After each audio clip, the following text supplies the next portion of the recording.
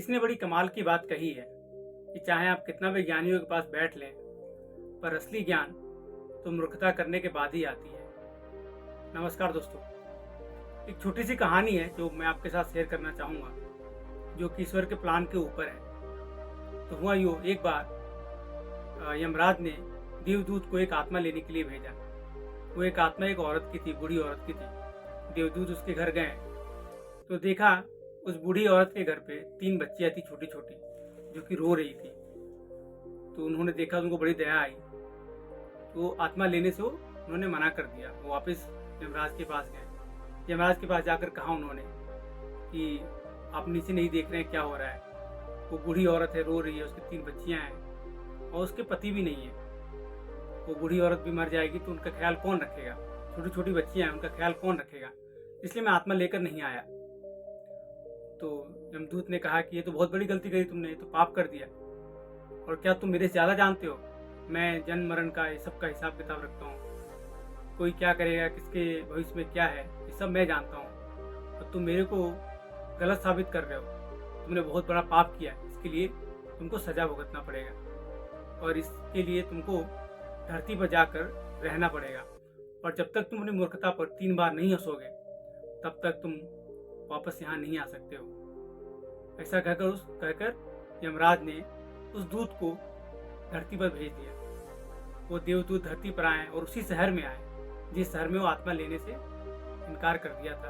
आत्मा ले जाने के लिए उन्होंने मना कर दिया था। उसी जगह पे आए, उसी शहर में आए और एक सड़क के किनारे फटे हाल में पड़े हुए थे, फटे कपड़ों में पड़े हुए थे। उधर से किसी गांव का एक मोची उधर से आ रहा था। उसने देखा कि गरीब इंसान फटे हाल में जमीन पे, रोड पे पड़ा हुआ है, रोड के किनारे पड़ा हुआ है। उसको बड़ी दया आई। वो उसको उठाकर पूछा कि भाई क्या हुआ है? उन्होंने बोला कि हाँ, मेरे पास कुछ नहीं है। वो आदमी बहुत गरीब था, पर सर्दियाँ आ चुकी थी, तो सर्दी का मौसम था। वो आदमी अपने बच्चों के लिए गर्म कपड़े खरीदने के लिए शहर आया था। उसने उस व्यक्ति को देखा कि फटे हाल में है।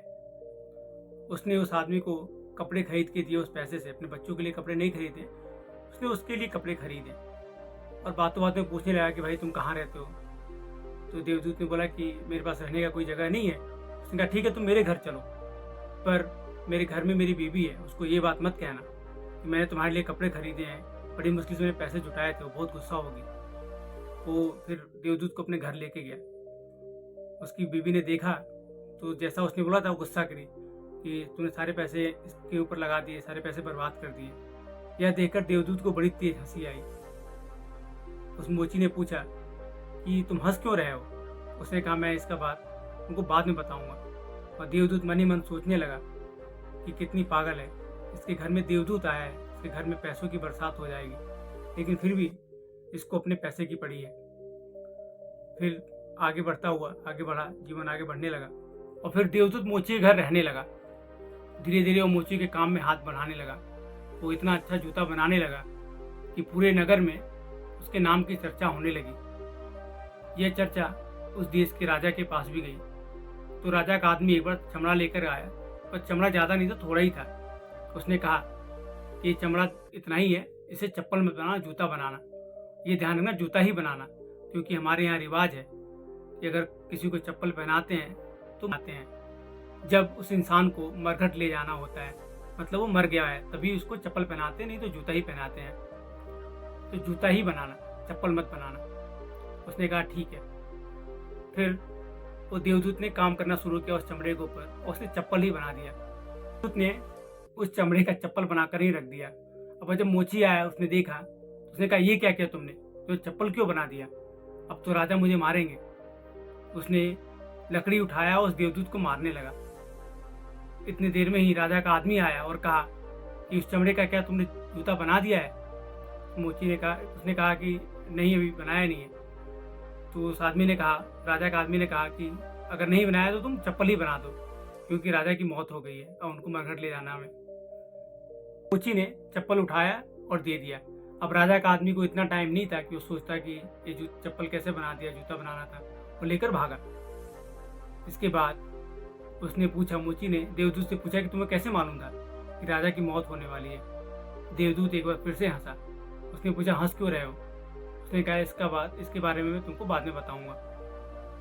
फिर ऐसे दिन बीतता गया। एक दिन जब वो दोनों काम कर रहे थे तभी देखा दुकान पे 3 लड़कियां आई और एक बूढ़ी औरत भी साथ में थी। उस 3 लड़कियों ने कहा कि हमारी शादी होने वाली है, अच्छा से अच्छा सैंडल बना दो। उनको देख के तभी देवदूत को याद आया कि ये 3 वही बच्चियां थी जिनकी माँ की आत्मा वो लेके नहीं गया था। वो तीनों बच्चियां बड़ी हो गई थी और गरीब भी नहीं थी। यह देखकर वो देवदूत बहुत जोर से हंसा। इस बार मोची ने पूछा कि तुम क्यों हंसते हो बार बार। फिर उसने सारी बातें बताई। उसे अपने मूर्खता का एहसास हुआ। उसे पता चला कि ईश्वर हमसे ज़्यादा कर सोचता है। ईश्वर का प्लान अलग होता है। वो जो करता है अच्छे के लिए करता है। अगर उस दिन वो उस बूढ़ी औरत का आत्मा जो कि वो लेके नहीं गया, फिर दूसरा देवदूत आया वो लेकर गया।